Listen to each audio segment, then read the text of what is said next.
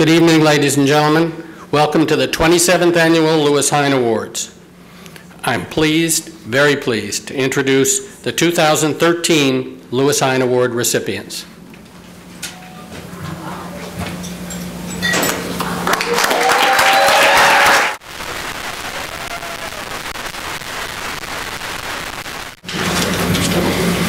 To start the ceremonies, please let me introduce the Chairman of the Board of the National Child Labor Committee, Eric Butler.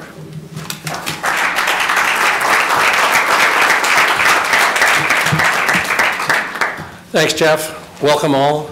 On behalf of the Board of Directors of the National Child Labor Committee, please let me welcome you to the 27th Annual Lewis Hine Award. This is and properly ought to be a happy occasion, presenting you tonight with remarkable men and women who make lives better. However, we cannot proceed without noting the tragedies in recent months that have affected us all, and where children are concerned are the very antithesis of these awards. As much as we love and care for our children in our society, we have far to go before we can say we've given them the fullest protection and the safest pathway to adulthood. Whether the threats are man-made or natural, we must do our utmost in law and in morality to make certain that we're securing their well-beings and their futures. The National Child Labor Committee's very history, going back over 100 years, is one of working tirelessly to make the world a better, safer, and more child-friendly environment. All of us owe no less to today's and tomorrow's youth. As we meet and honor our Hine recipients tonight, we're very pleased to have as our chair one of those leaders who has himself given so much to secure the health, well-being, and futures of children. A special Hine honoree in 2011, as many of you will recall, and our chairman tonight, the CEO of Cranemere LLC and chairman of Sesame Workshop. Please welcome Vincent May.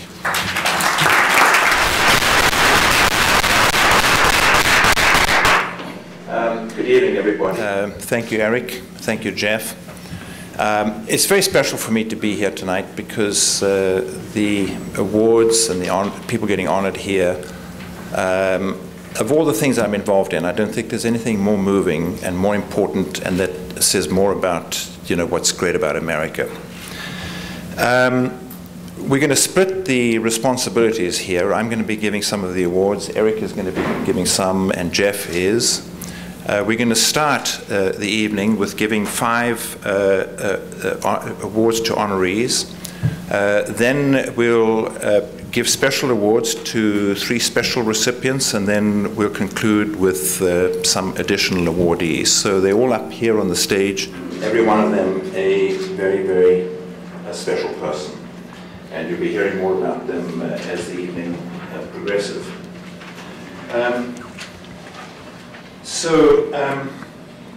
I'm going to start off by recognizing somebody very special who's come all the way from Alaska.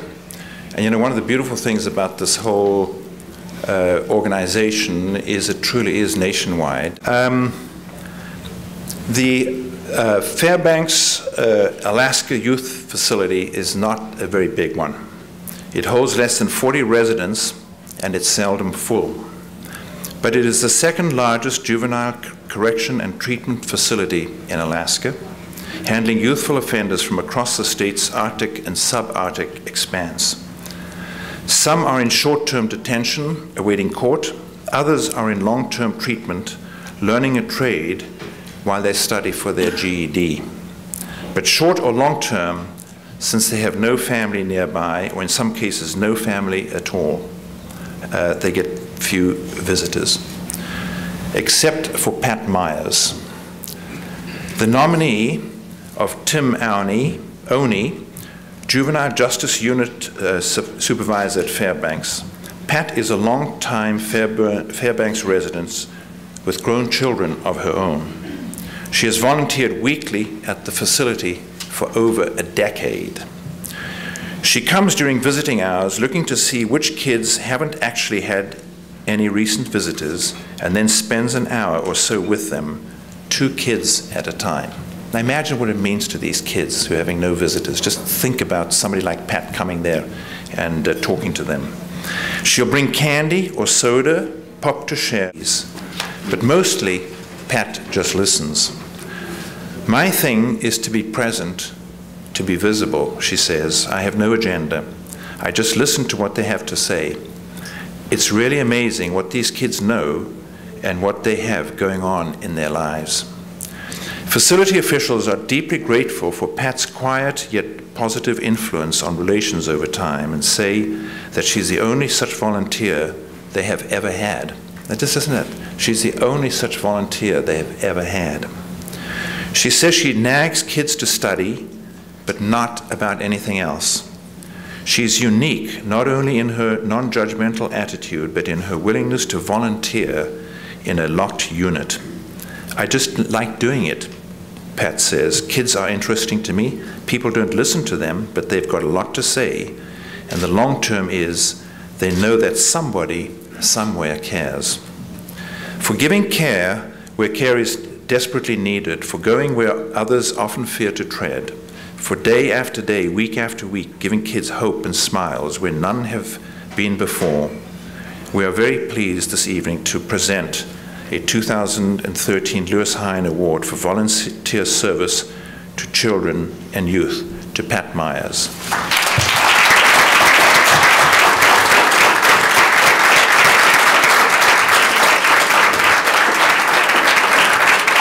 Congratulations. I feel very honored to be here. I think they would like us to look Thank you very much, okay? Thank you very much.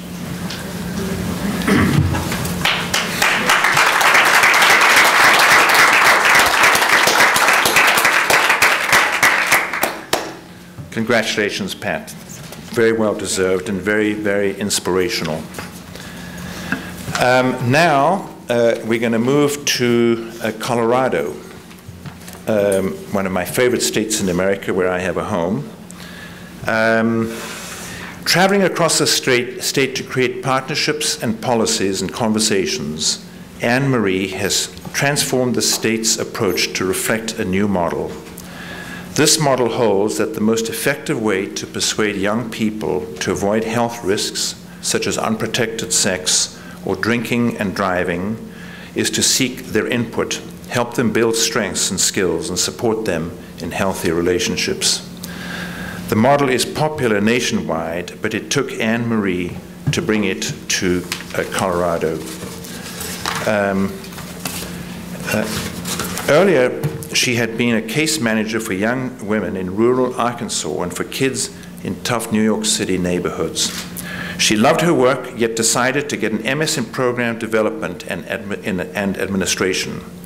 I realized, she says, that by changing a policy, I couldn't help not just my caseload, but hundreds or thousands of people. And in Colorado, Anne Marie has done just that. A team she built of public-private partnerships has issued a strategy and action guide backed by coordinated funding and technical assistance. A guide to sexual health for youth will empower communities to advocate for more and better sex education in schools. Sex ed is optional, believe it or not, in school districts.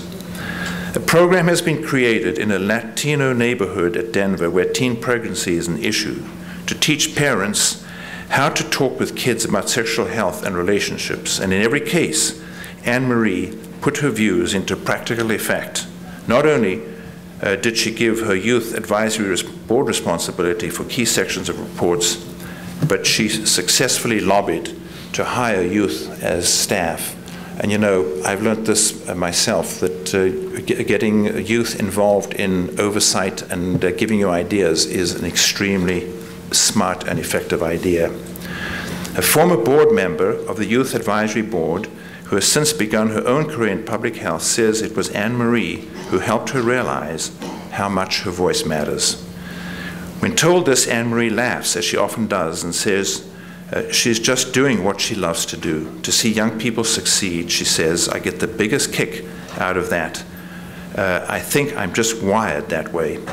For being wired to help young people find their voice and their futures, for giving pathways to success for some of the most difficult to serve, for always striving to make life better for youth, we are very pleased to honor this evening Anne-Marie Braga with a 2013 Lewis Hine Award for Professional Service for Children and Youth. So Anne-Marie.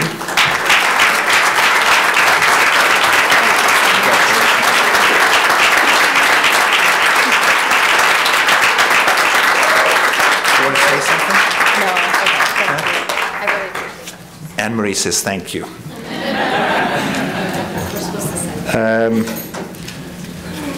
So now I pass it on to Jeff. Yes. Congratulations, Anne-Marie, and thank you for everything you do.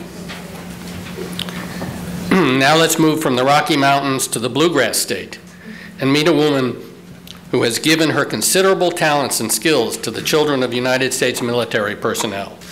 If we, to our shame, tend to forget about those who give so much to our country in the military, we think even less about their children, those who literally stand and wait. Pam Rice, the nominee of Major General Edward Tonini, the Adjutant General of the Kentucky National Guard, has been working with these youngsters for over 15 years. When she first attended a meeting of the newly formed Unit 34 of the American Legion Auxiliary, she was fascinated.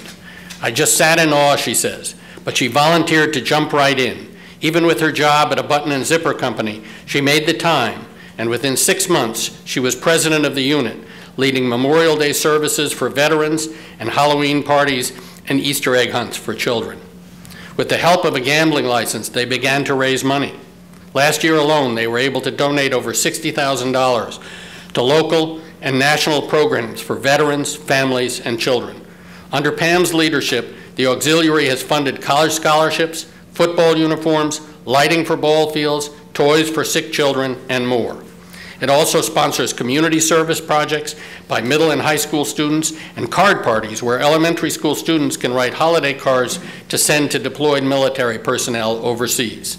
Last year, when friends of hers in the Guard asked her to see if the auxiliary would lend its grounds for a day honoring the children of military families, Pam not only did so, but as executive director of the Anderson County Chamber of Commerce, she also got local businesses to donate food and drink. More than 200 children attended. These days, Pam serves as unit vice president, but her most important role, she insists, is helping other volunteers come together on behalf of children and families. It's not about the work I've done, she says, it's about the work a lot of people have done. For working tirelessly and successfully for one of our nation's most in need group of children, for giving free of herself day in, day out without missing a beat, for making sure children are not forgotten and are allowed to be children. We are very pleased this evening to honor Pam Rice with the 2013 Lewis Hine Award for voluntary service to children and youth.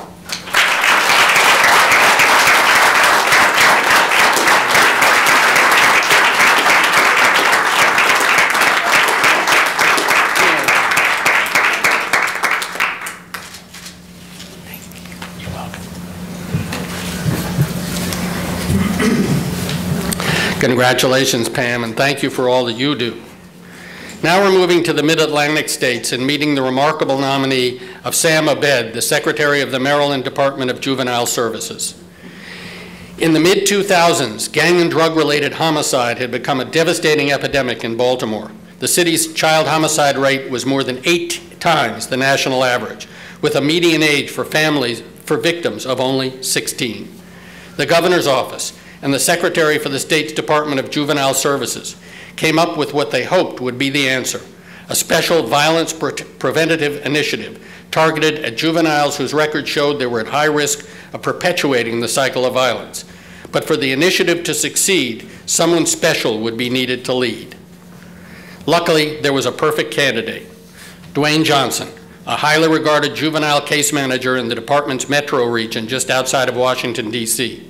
Having switched in 2000 from a career in hotel management to juvenile services, Dwayne had shown his capability, needing only a few years to reinvigorate the team of probation officers under his guidance. Yet the task in Baltimore would be daunting.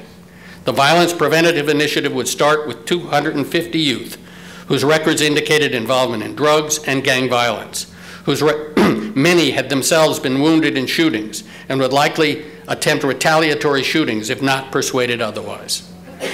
Dwayne would need to lead by example, leading officers to reach out and give hope to demoralized young people whom society had already dismissed as hopeless. It was an audacious message to send not only to young people, but to families, police, and the courts. But could Dwayne deliver it?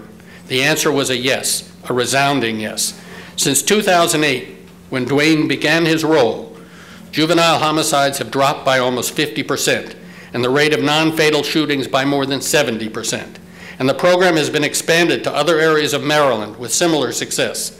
An effective tactic has been to persuade juveniles to comply with court orders, keeping them out of the neighborhoods where they got wounded, thus cutting down on retaliatory shootings.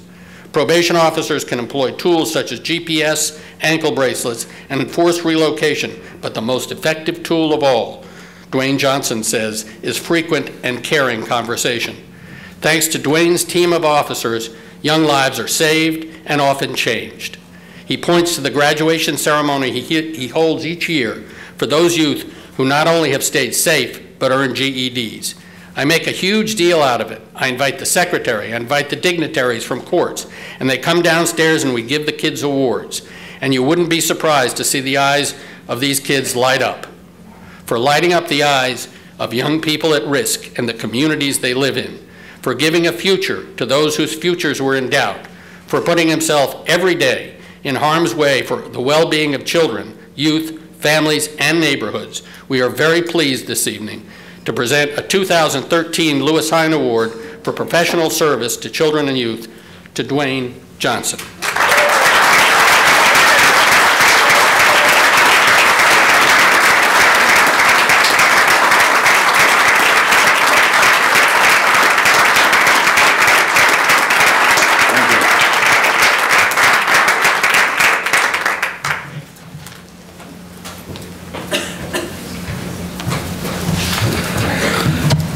Congratulations, Dwayne. Thank you for your work. If you listen carefully, you can hear the various walks of life and walks of experience from which both the young people come and the conditions under which they live and labor, and the awardees come, both volunteers and professionals. Listen carefully, and now let me introduce you to a woman on the, what we call the left coast, here on the right-hand coast, and recognize the woman who has for more than 30 years been a creative vocal force on behalf of foster kids. Again, listen carefully as you hear these awards for the various walks of life out of which both the young people come, young people and our awardees. In the early 1990s, Kathy Watkins, the nominee of Will Lightburn, who's the director of the California Department of Social Services, was a program specialist for San Bernardino County. You will also hear all kinds of very neutral sounding titles that people turn into extraordinary service. So a program specialist would be one of those. Kathy was in charge of developing courses in independent living skills to teach foster youth things they never had a chance to learn from inside the system. Her team was seeking input from kids in foster care themselves, and one young man came before them to speak about growing up in a group home. Kathy never forgot what he said. "I'm turning 18 next month, and I'll have to leave this program. I'm so scared. I'm not ready." When I heard that, Kathy recalls everything came together, and I said, how are we taking children away from their families, not giving them any future other than some skill-building classes, and then telling them that at 18, it's time to go live on the streets or wherever? Kathy spent the better part of the next 20 years advocating for policies and laws to help foster youth escape exactly that predicament. It's with pride that she points to a host of visionary changes brought about by herself on her legislative team, as well as other advocates for foster youth. Among them, a statewide database begun in 2004 requiring gathering and publishing of outcome data for children in child welfare, outcome data for children in child welfare. Not the least of which in the late 2000s, when Kathy and other advocates used it to prove to state legislators and the then governor that would be less expensive to co-fund a federal law extending foster care at age 21, and along with it education and job training as well, than to do nothing and guarantee the usual high rates of teen pregnancy, welfare, incarceration, and unemployment. An earlier effort that Kathy played a leading role in was the creation of a kinship guardian program, allowing the relatives of youth in foster care to become legal guardians, but without terminating parental rights. For being a leading voice in California for change in a system not used to or wanting change on behalf of young people. For recognizing and acting on the need to find new pathways for foster kids at risk. For always giving the safety and well-being of children at risk in foster care the highest priority day in and day out. We are very pleased this evening to present a 2013 Lewis Hine Award for Professional Service to Kathy Watkins.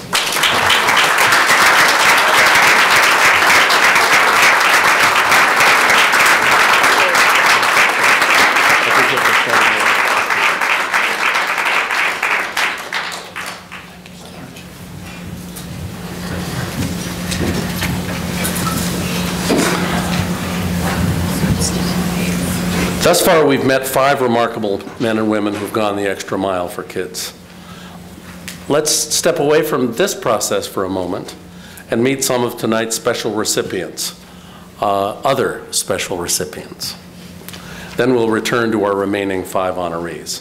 First up among our awardees is the recipient of a new award that we hope to become a regular tradition. We're calling it the New Generation Award. And it's designed to honor young people who have already at a young age devoted much of their lives to the well-being of at-risk youth.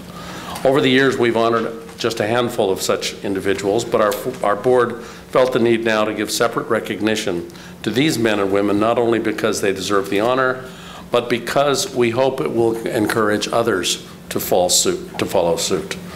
For many of us, youth is a time to focus on personal, even selfish goals and dreams. But Shivani Alamo has been driven to do much more than that. Since moving to Florida 5 years ago to attend college and law school, she has spent hundreds of hours outside her studies to help young people in the Tampa Bay area learn the core values of diversity, inclusion, and engagement, and at the same time acquire the skills and confidence they need to become tomorrow's leaders. Shivani has concentrated most of her volunteer time with Community Tampa Bay, a nonprofit based in St. Petersburg, whose mission is to promote social responsibility by helping individuals become agents of change in their own communities. Shivani began volunteering regularly with Community Tampa Bay after arriving at college in 2007. In 2010, after getting her BA degree, she committed a full year of volunteer service for CTB as an AmeriCorps Vista member. In addition to many other activities, she spearheaded development of FLY, or Facilitating the Leadership of Youth, sponsored by the Tampa Bay Rays Baseball Foundation, which offered weekly meetings for marginalized or at-risk teens to discuss such issues as sexism, racism, and stereotyping.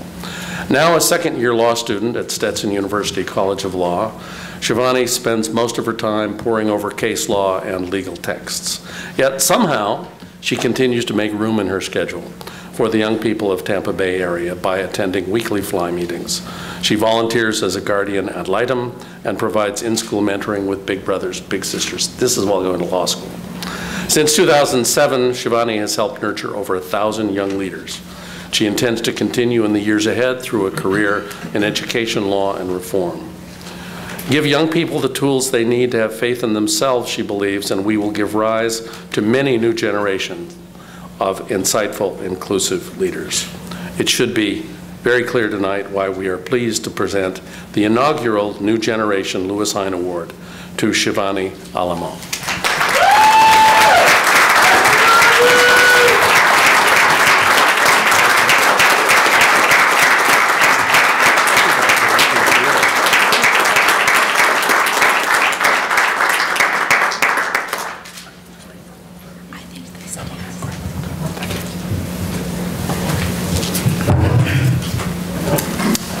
Good evening. I would like to thank the National Child Labor Committee for this honor and for allowing me to celebrate with you.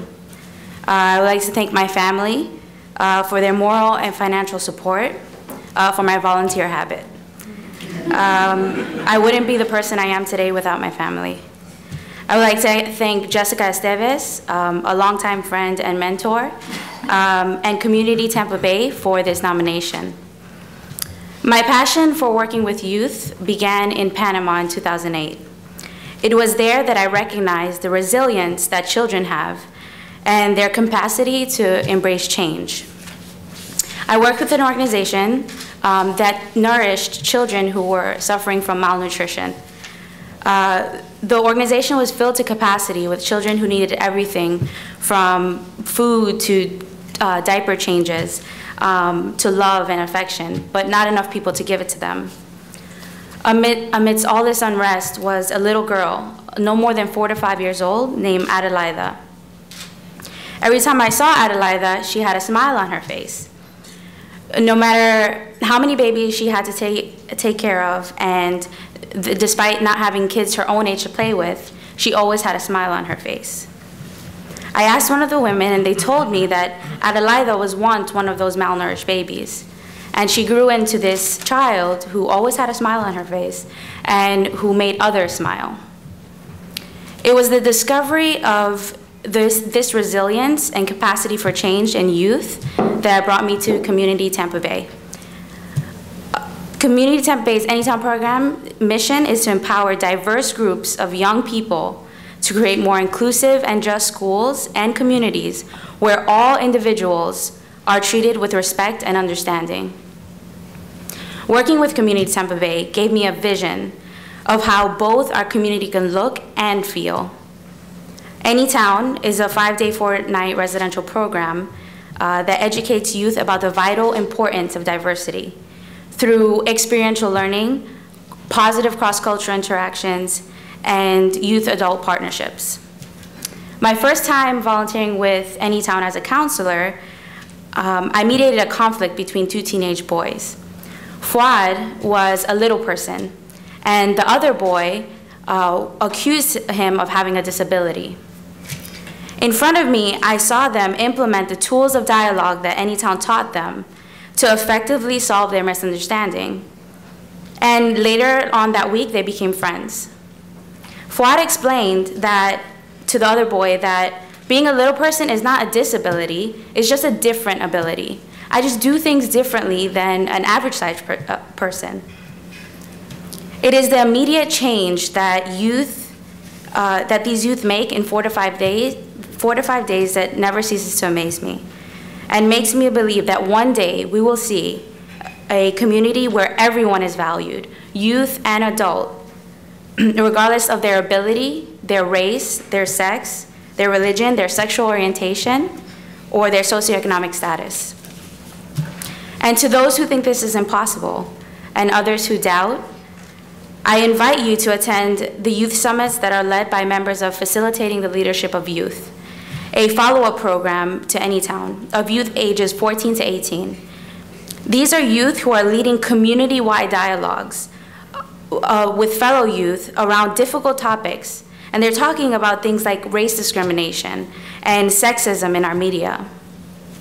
And if we still doubt, I would like you to meet my little brother, Jaden, from Big Brothers Big Sisters, who proved things are changing. At our last lunch meeting, Jaden was anxious, he was fidgeting, and he kept asking what time it was.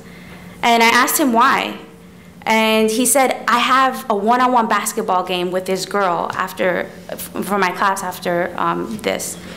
And she's really good. So I took this as an opportunity to ask Jaden, do you think girls can do anything guys can do? And he replied, yes, confidently. And then I asked, do you even think that they can fix cars? And he says yes, and he looked confused. How about play football? He says yes, but why? Yes, why are you still confused? How about, and he cut me off. And he says, yes, girls can do anything guys can do. I even saw this woman lift 500 pounds on TV, he said. It was through previous efforts of diversity education that Jaden is growing up in a world where the question, can girls do anything guys can do, is a silly question. and invoke confusion in him. It was through community Tampa-based programming that Fuad was able to have a dialogue about what it means to be a little person.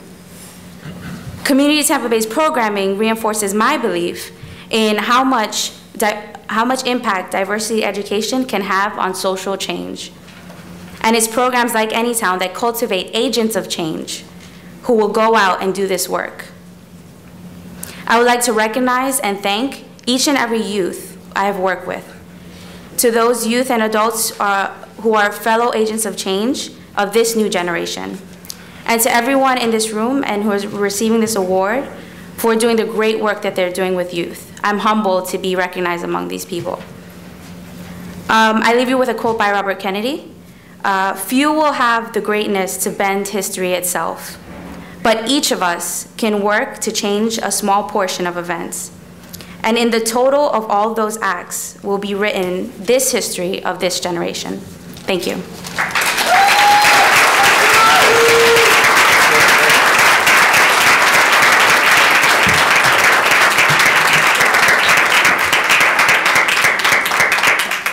We think the future is in good hands, if they are hands like Shivani's, yes? If you notice, I was looking at our group here when Shivani was talking, and it's very clear that the connection is there. Watch the body language when someone talks about the resilience of young people, when someone talks about building on their assets. It doesn't matter whether they're kids who've gotten tangled with the law, kids who are aging out of foster care. Everybody says, yeah, we recognize that. And we recognize that in Shivani. Congratulations. Wonderful. Wonderful to have you here and to know that there are even others like you out there. It is my pleasure now to turn to one of the Lewis Hine Awards and the National Child Labor Committee's longest standing and most coveted awards, the Ronald H. Brown Award. Ron Brown was board chair of National Child Labor Committee and Secretary of Commerce, who helped create these awards and gave so much of his far too brief time on earth to the well-being of young people. This award is designed to honor leaders who have overcome poverty and/or discrimination in their own lifetime and have devoted time and effort to help making sure that others do the same. I'm very excited tonight to present this award to an innovative and dynamic educational leader who spent the better part of his career and indeed life creating strong pathways for the future of young people. As superintendent of Miami-Dade County Public Schools since 2008, every decision Alberto Carvalho makes is geared towards ensuring that his students have equal access to a high-quality public education. This is no small task in the fourth largest school district in the country with over 400,000 students, 50,000 employees, and an annual budget of nearly $4.3 billion. A school system that serves students from predominantly poor Latino communities. Alberto began by restructuring his nearly bankrupt district's fiscal operation through renegotiating contracts and insisting on transparency in budgeting. As a result, Miami-Dade's reserves rose from $4 million to $141 million, and not a single teacher was fired or elective course cut due to economic concerns. Quite an accomplishment, especially if you look at the kinds of budget stresses that school systems everywhere are having. A secure financial situation allowed for renewed focus on the classroom. Nearly every school in the system improved its performance, with some improving from F to A level. The total number of F high schools went from 13 to 0. 70% of all schools earned an A or a B. Moreover, in 2011, Miami-Dade posted its highest high school graduation rate in history, and recently the district won the prestigious 2012 Broad Prize for Urban Education, an award that honors urban school districts raising student achievement. New programs that Alberto has instituted include Links to Learning, using software to provide 24/7 individualized schooling that takes into account each student's individual needs and individual proficiency level. By employing a broad new series of technologies to his students' advantage, he is championing a process of educational equality. But like many true leaders, Alberto's work does not stop at the water's edge. He is also president of the Association of Latino Administrators and Superintendents, the principal of a new primary learning center and iPrep Academy high school that heavily incorporates digital technology. He is also, we're very glad to say, a big supporter of National Child Labor Committee's innovative KAPOW program, which stands for Kids and the Power of Work, in which businesses and elementary schools partner to teach young people about the real world of work. In short, Alberto Carvalho is an outstanding leader who's helping to ensure and improve the health, well-being, and education of children and youth. We are very proud to honor him this evening with the 2013 Ronald H. Brown Award. Alberto.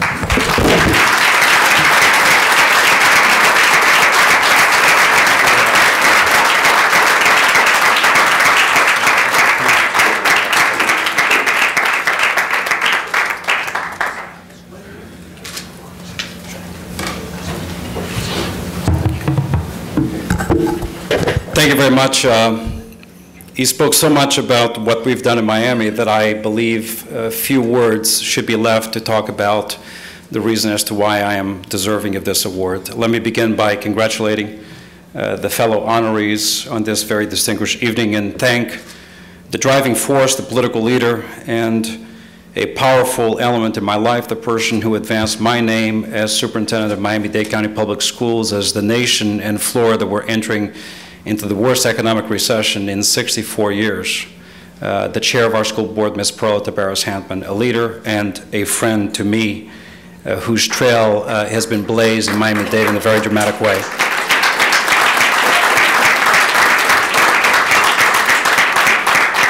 I'm also joined here today by one of Ms. Hampton's, our chair's colleagues, school board member Carlos Corbello. I certainly appreciate the fact that you sacrificed some of your time to be a witness to this recognition tonight. A recognition not of me, but a recognition of the fact that smart people in smart communities, caring communities who believe that somehow America must be a better place by investing in youth today, believe that going from the impossible to the inevitable is the moral imperative of our lifetime. And that transition, that journey can be accomplished not only through money, but through dedication, through courage, through perseverance, through the belief that somehow the ideals of America, the power of our Constitution, the power of our freedoms and liberties cannot be sacrificed over anything, and that an investment in children, all that we can do on their behalf, is dignifying of their nobility.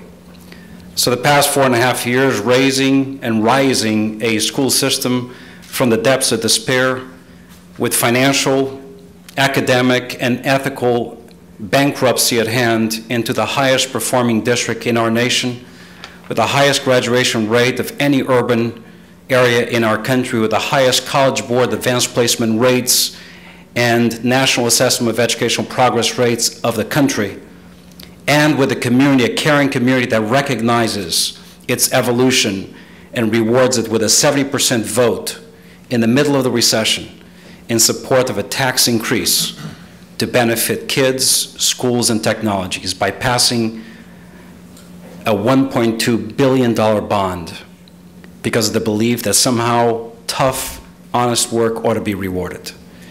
It is on behalf of 23,000 teachers and those that support education that today I accept the Ronald H. Brown Memorial Award in his memory, in the memory of the good work, and in the memory of AJ. And I'll leave you today with a very brief story. AJ. AJ is everything that this committee represents in 21st century America or 20th century America.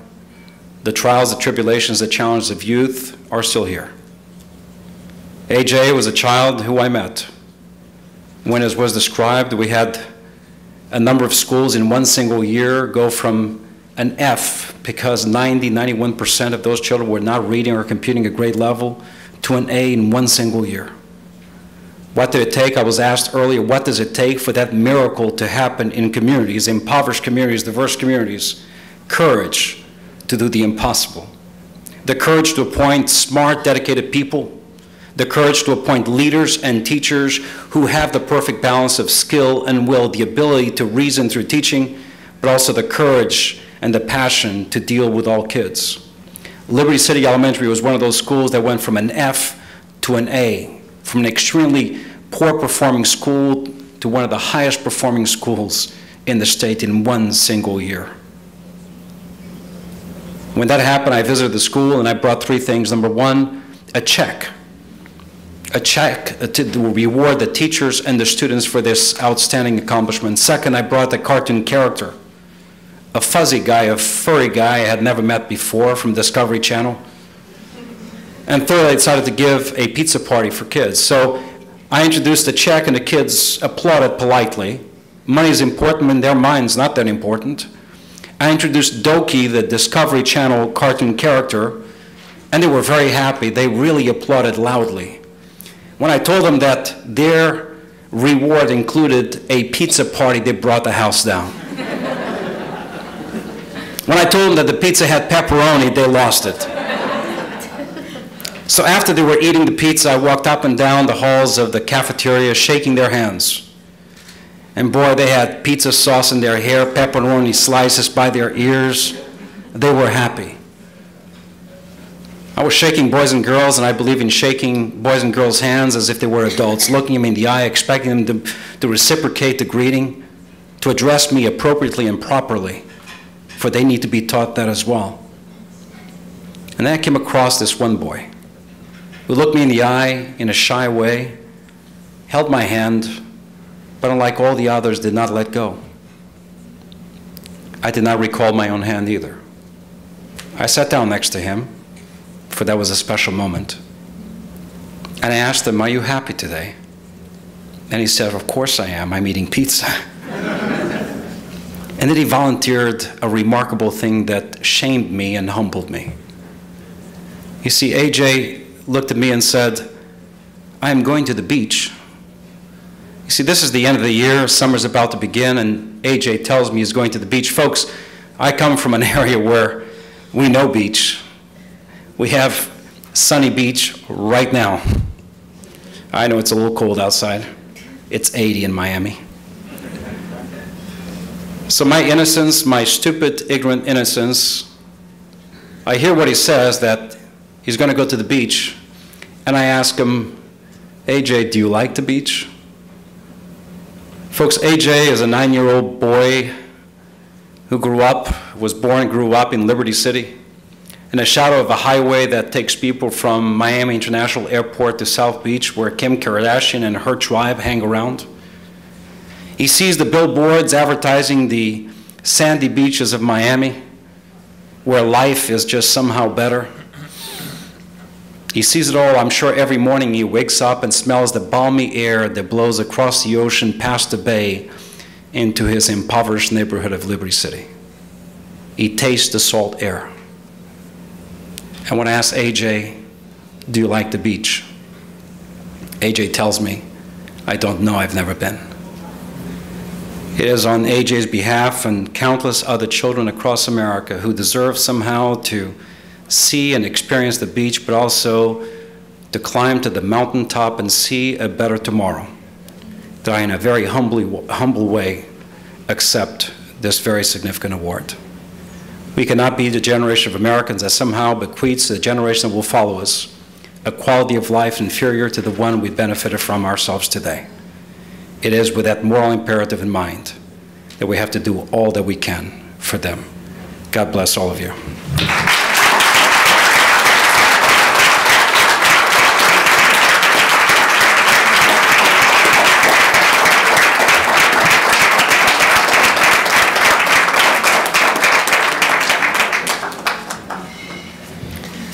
Congratulations, Superintendent Carvalho, and thank you so much for the work you're doing and for those wonderful words. It means so much to so many. Now I want to turn to another special award, one that is now in its second year. This award honors the remarkable life and accomplishments of Los Angeles' Nancy M. Daly, a woman who devoted much of her too short life to the well-being of children in California and around the nation and the world. It is designed to recognize those individuals who emulate her work and whose efforts have been focused primarily, though not exclusively, in Southern California. We are very honored tonight to have her daughter, Linda Daly, here from Los Angeles to present this very special honor. Linda, by the way, has just finished a book which will be out in early May about the last weeks of her mother's life, entitled The Last Pilgrimage. I hope you'll look for that. But we're very pleased to have her here this evening. Please welcome Linda Daly.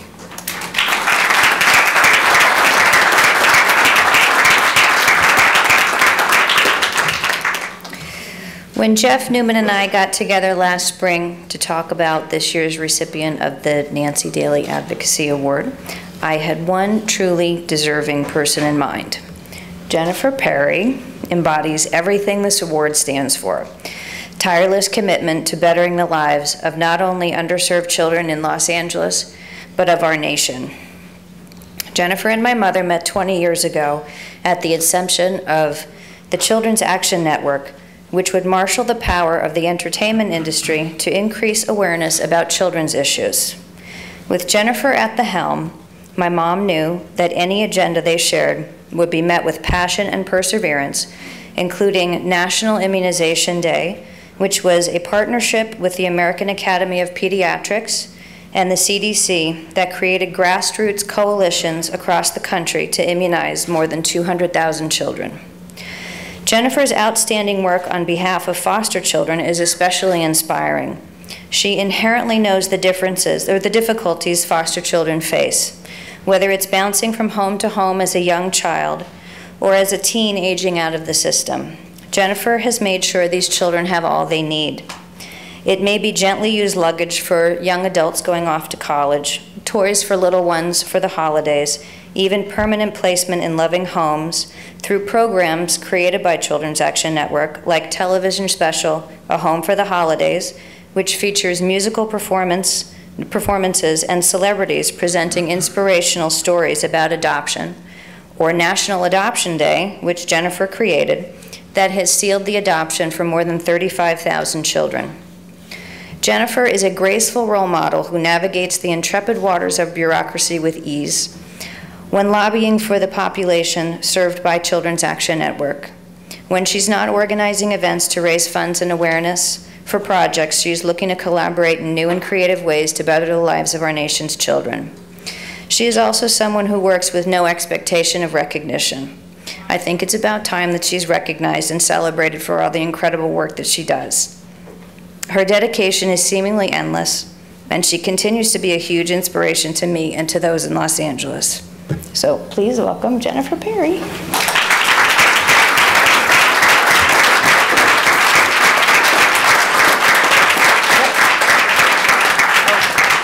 Oh, the award. You're back.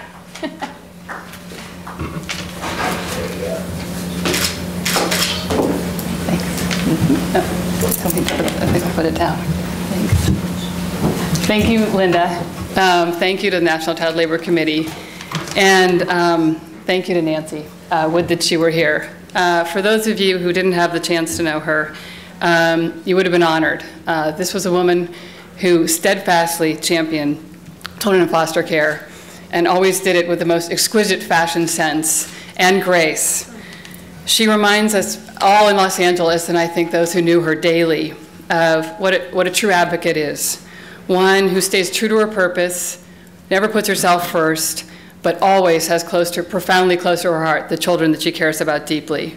And that is why Nancy was able to talk to supervisors and senators and move change from an internet health record to helping kids who emancipated across the board for kids in foster care. She really had the truest purpose of anyone I've ever known. And to be able to stand here and accept something with her name on it is an inspiration to me. And to have it given to me by Linda makes it that more special.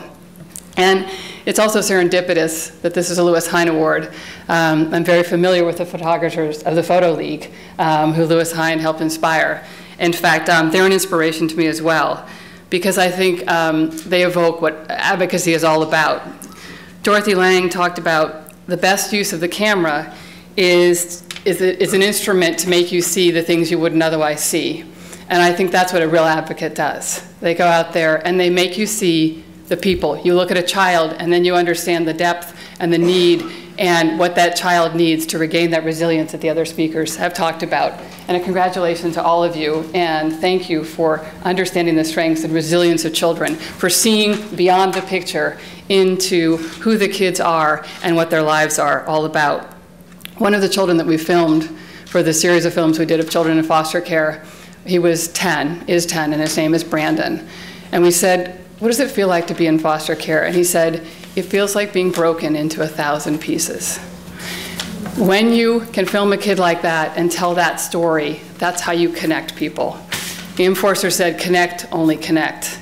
And again, that's part of our role at Children's Action Network, to connect people to the kids, because it's when they understand that every child needs to know that their toothbrush is in the stand next to their bed. Every child needs someone cheering for them at the soccer game. Every child needs someone to walk them down the aisle. That's how they'll make better policies that address the needs of those children. One of the honorees, I worked on the same legislation, AB 12, that helps kids remain in foster care longer so that they're not emancipating or aging out at the age of 18 with very few supports. That kind of work is impossible unless we are telling the stories of the kids and we are connecting legislators to the humanity of those children and their needs, and making them understand that this is a population that shouldn't live in the shadows, that we should be out there shining a light and making sure that every child, all 500,000 in foster care, and all the at-risk populations that everyone worked with, has the ability to flourish, and the most fundamental need, in my mind, a family, so that they can connect with their own humanity through us showing our humanity towards them. So you're all great humanists in this room, all the honorees and the people who work on these issues. So again, I am honored and I am inspired, and I hope that you will all join us in our work to help those kids in foster care and who are otherwise at risk and who can have a better future if you just reach out and connect with them for 1 second, or whether it be your career. So thank you so very much.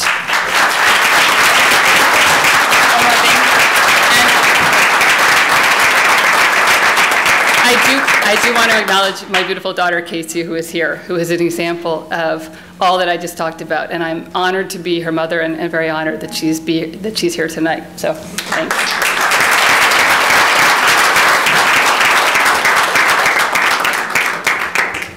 Thank you, Jennifer, and congratulations on the wonderful work that you do. So now we're going to get back to the Hine Awards, and the next one to be recognized is Risa Vetri Furman. Starting out as an assistant district attorney for Montgomery County, Pennsylvania, Risa, the nominee of Amy Charles, the associate director of Mission Kids Child Advocacy Center, was given a choice between cases of sexual child abuse or complicated financial crimes. She chose child abuse because she was no good at math. And the kids of Montgomery County are very lucky as a result of that decision. But what she discovered very early in tackling her new specialty was that police and the courts had been neglecting accusations of child abuse to the extent that the first few cases she tackled had been languishing, some for over 1 year. Case files were so thin that they contained little more than the victim's statement, with no effort at finding corroborating evidence. I saw the agony families were living with, says Risa, who in 2007 won election as the county's district attorney. The children had reported something, and now they were waiting in that investigative system, and nobody had the courage to take a shot. And so I put the cases together and worked them and was able to get justice. Back then, Risa had to build her cases, one detective, one police chief, one judge at a time. Eventually, these relationships bore fruit, and she and her allies won support for 2 new institutions to help with prosecuting cases: the Montgomery Child Advocacy Project, MCAP, and Mission Kids. Last year alone, MCAP represented 364 children, and Mission Kids provided a space where forensic investigators from all disciplines can interview victims with as little distress as possible. The approach builds stronger cases while providing support for the child and family to begin healing. Last year, 394 children were interviewed at the center.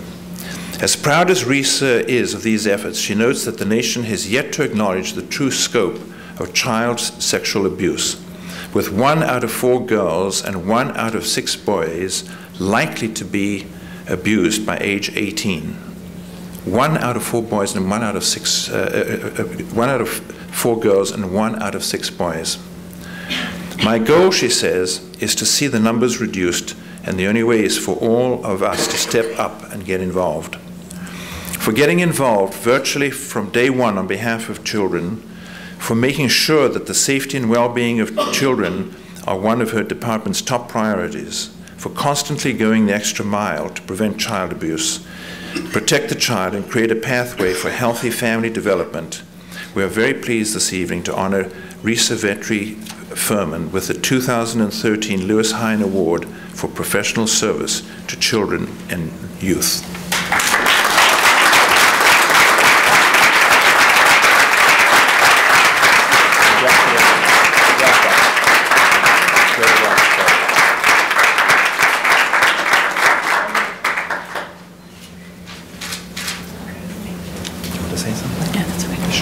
Thank you very much.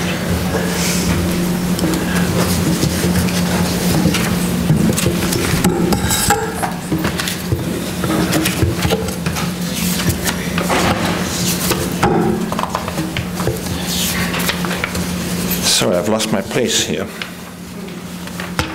President of New Pathways for Youth, moved to Phoenix for a job in international marketing. She soon met her future husband, found a better job more to her liking, doing publicity for Phoenix's Sky Harbor International Airport and answered an ad in the local paper asking for mentors for homeless children.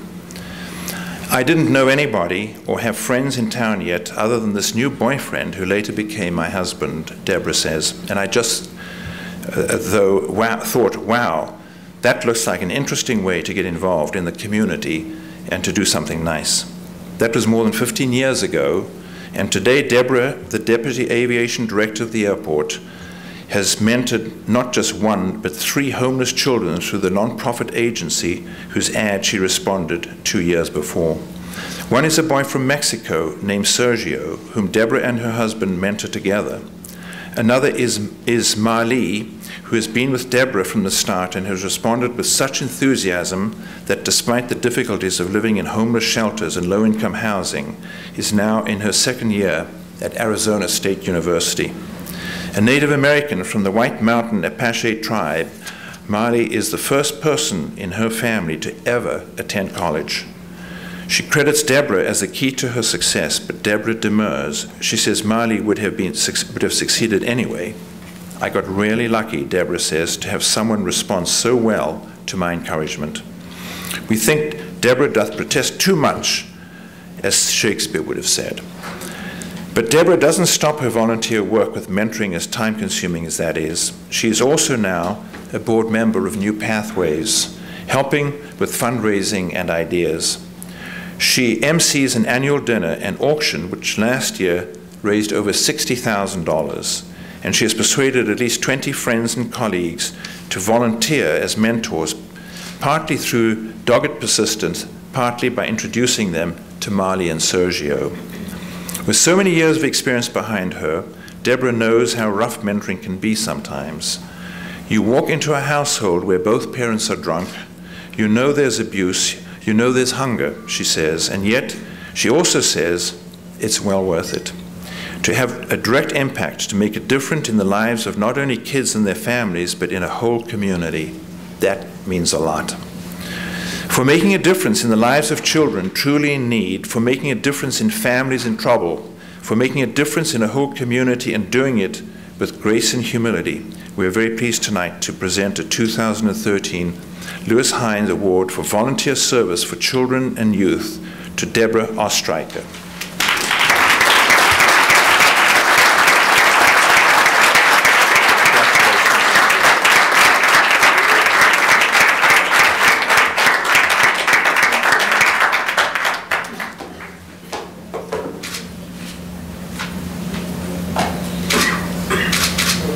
Thank you. Say something? Thank you.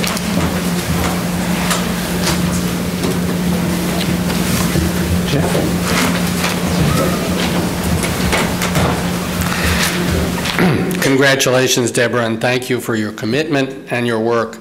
By the way, I had the privilege and pleasure of living and working on the Fort Apache Reservation in White River, Arizona, and McNary over 40 years ago, and I have a feeling that things have not changed very much. But let's move on now a little closer to New York City. In fact, right next door. Connie Kennedy is the nominee of Larry Coleman, Senior Safety and Materials Supervisor for Akzo Nobel Chemicals, and a resident of suburban New Rochelle in Westchester County. By her own reckoning, she has always enjoyed a very nice life, a warm family upbringing, a lifelong habit of fitness, a great job for more than 30 years now. Yet back in 1987, coming across an article in the local paper about poor children and families shunted into New York City's notorious welfare hotels, she says, I did what I usually did. I said, gee, I should get involved, and 5 minutes later I promptly forgot about it. But a couple of weeks later, with fall coming on, Connie came across a letter to the editor referencing the article. What if, the writer asked, everyone who was well off in New York did no more than buy shoes and a backpack for the children living in these hotels to help them get ready for school? I thought about it and I said to myself, why don't I raise funds and buy sneakers for 10 kids in a welfare hotel? So she did, with the help of friends and colleagues. And with a matching amount from Sears, she bought outfits and sneakers for 10 children. A social worker arranged for the clothing to be delivered to families at the Alps Motel in the Bronx. The next year, Connie did it again, but this time for 25 kids. The year after that, she caught the attention of a council promoting corporate volunteerism in Westchester County, and with that, things really took off. Now, 25 years later, the nonprofit she founded, Back to School Clothes for Kids, is a humming network of partnerships between agencies, schools, and local shopping malls in Westchester and the Bronx, assisted by volunteers and sponsorships from individuals and nearly 60 corporations and social organizations. In 2012, nearly 1,000 children received new clothes and supplies for school. Of the many thank you notes Connie has received over the years, one stands out. From a girl named Sean, a young teenager living in a welfare hotel in the Bronx. Dear Miss Kennedy, the letter reads, I'd like to thank you. It's the first time anyone has given me a variety of clothes to wear to school when I really need it. Says Connie, I've read that letter for 25 years, and every time I get choked up. We'd like to thank Connie Kennedy, too, for going mile after extra mile, year after year, to make children feel needed, protected, and cared for when they need it most, for giving literally thousands of at-risk children the dignity that all children should have when they walk into the schoolhouse, for bringing peace of mind and warmth of body to the most vulnerable in our society. We are very pleased this evening to honor Connie Kennedy with the 2013 Lewis Hine Award for volunteer service to children and youth.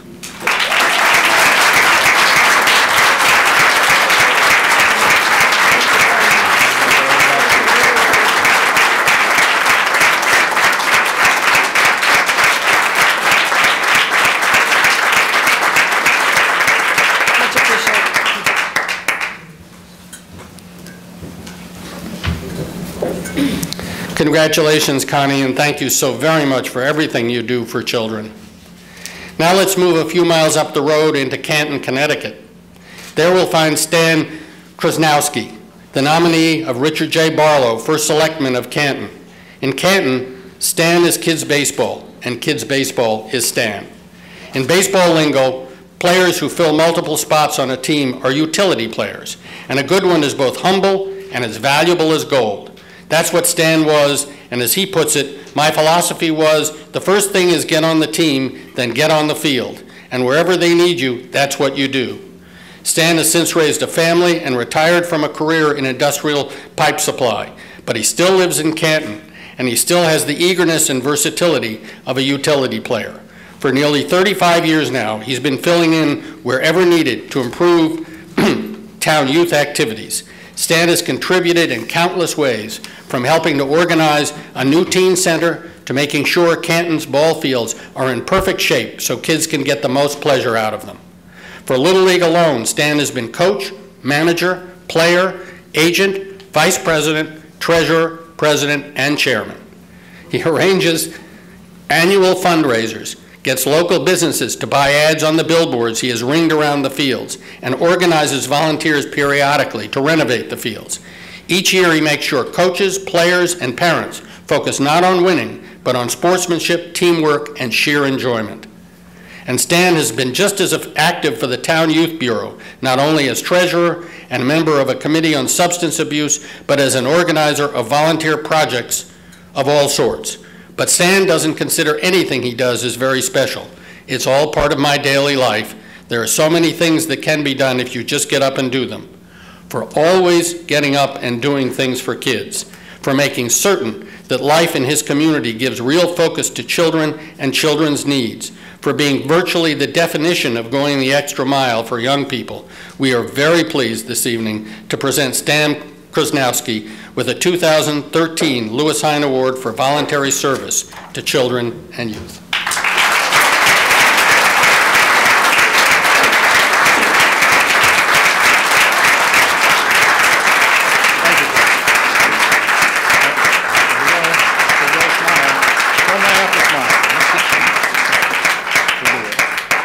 Thank you, and the committee. You're welcome.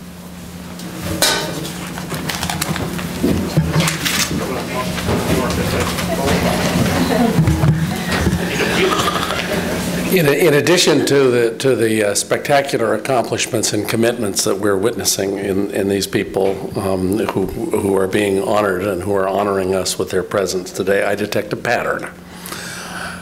You don't know, only a few of you here know, that Jeff Newman is a baseball freak, so it doesn't surprise me at all that he managed the introduction of Stan. Well, you also don't know that I'm from Boston, and Lynn Margerio and I have never met, but I would bet any amount of money that we know people in common. So I think it's no secret, it's no surprise to me that I have the honor of presenting Lynn. So from my own hometown of Greater Boston, Lynn is the nominee of Anthony Parentazzi, the superintendent of schools of Somerville, Massachusetts. She is Lynn Margerio, the founder and chief executive of Cradles to Crayons. Throughout the 1990s and early 2000s, Lynn enjoyed a diverse consulting career, one that kept her constantly on the road.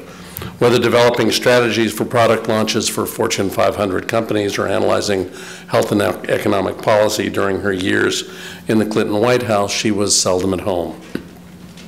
So during the holidays of 2001, when she went to visit her young niece and nephew, she found herself stunned by the number of gifts that accumulated in their bedrooms and playrooms, a phenomenon some others here will recognize. Two things stood out to her. Many of the clothes were already unusable because children grow so fast. And of the countless toys, only a few were ever played with. Sometimes the boxes they came in were played with more. She knew that her nephew and niece weren't unique in that way, so that's when she had her brainstorm. Why not recycle such perfectly usable items? Why not invent a way to gather them together as donations and distribute them to families and children in need, from winter coats to books to toys? So in 2002, she founded Cradles to Crayons. Now, 10 years later, Cradles to Crayons operates a bustling warehouse in Boston and a similar one in Philadelphia.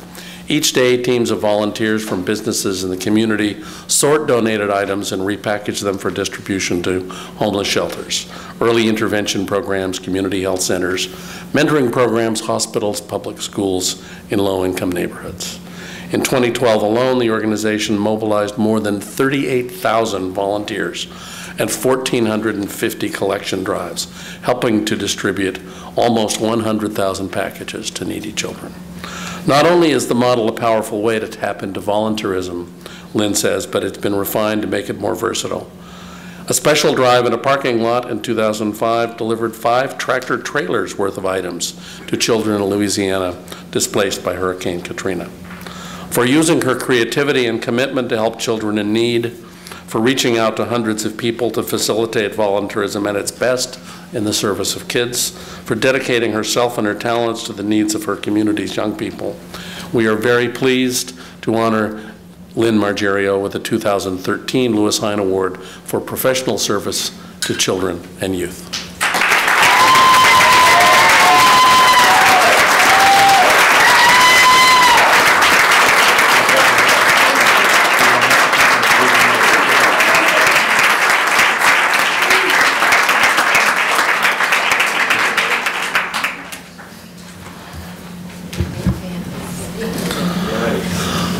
Ladies and gentlemen, those are your 2013 Lewis Hine Award honorees. Stand.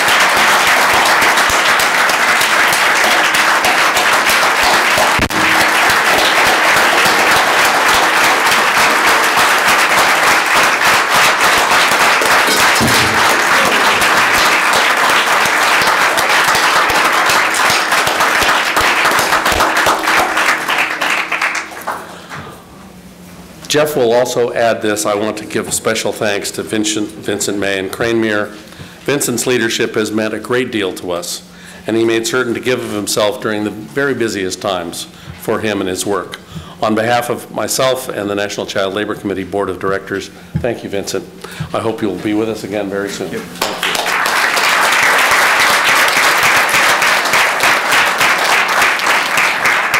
Now I'm going to turn the microphone back to Vincent for a few final words and then to Jeff to close our program. Thank you, Eric, and congratulations to all you remarkable people. You know, when you listen to the remarks this evening, and there's a connection, I thought, between two of the comments made, one by Shivani, who talked about the habit of volunteering, which is a lovely phrase, the habit of volunteering, which is what everybody up here represents. And then the other one was Jennifer Perry talking about the resilience of youth.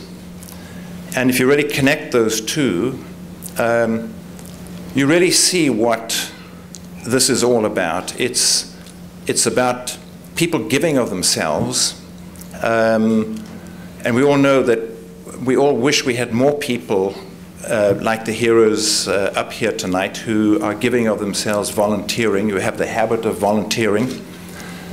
And when you think about the difficulties of millions of young kids in this country suffering the kinds of abuses that have been talked about this evening, but the remarkable resilience of these kids to withstand these huge odds because they want a good life, and all they need are people like those on stage this evening who are willing to give the time and the effort to these kids who just have this resilience and who want this good life.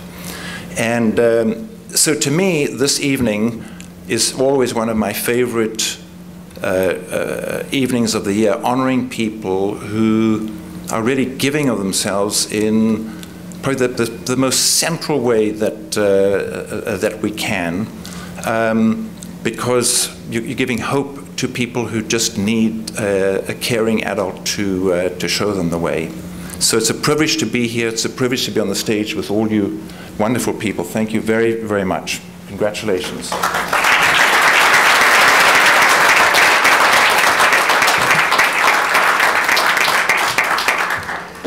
To echo Eric's words, thank you so much, Vincent. We really could not have done this without you. You were a true hero for us in so many ways, and we'd like to present you with this plaque, which we hope you'll keep on your desk. Thank you.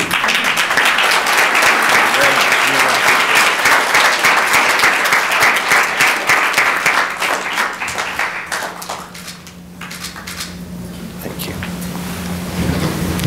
Before we close, there are others who need our thanks, briefly.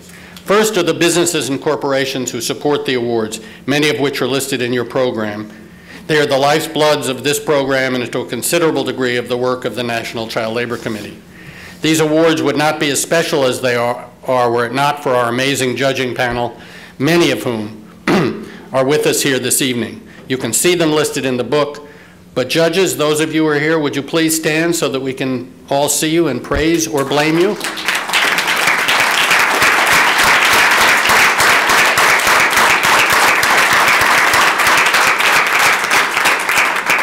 Thank you so very much. For those of you who are curious about our judging process, the task of the judging goes over a 6-week period and involves reviewing tens of semifinal nominations, then narrowing the field down to 20 or so finalists for background checks. The background checks are sent to the judges, and together they select the 10 recipients.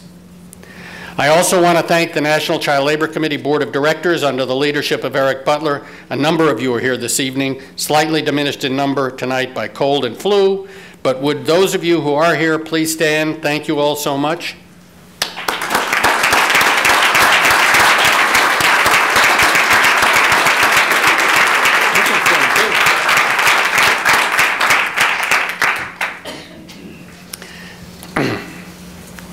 And then the men and women who put this entire event together, starting with the book that each of you has, the editorial design genius, which just seems to get better and better each year, of Rick Fiala from Atlanta, Georgia. And of course, Randy Burgess, whose words fill the book and make it sing. Randy, are you here? Yeah.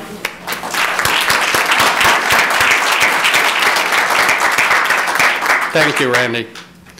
And the book's oversight, as well as the event's oversight, is the purview of NCLC Vice President Susan Ladner. I think we'll all agree that she has done a brilliant job, as always. Susan, where are you?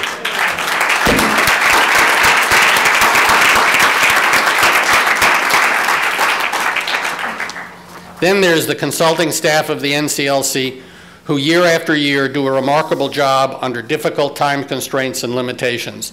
They include Amy Goldstein, who dabbles in just about every aspect of this event, Joyce Appelman, whose public relations work is superb, along with her colleague Nina Gerard, whose sons were an important contributor to the well-being of the book and of the interviews that were conducted earlier, to our indispensable staff assistant, Hannah Needleman, who quickly caught on and made things hum, and to our finance manager, Joel Charles, who keeps us all on our toes, as he should.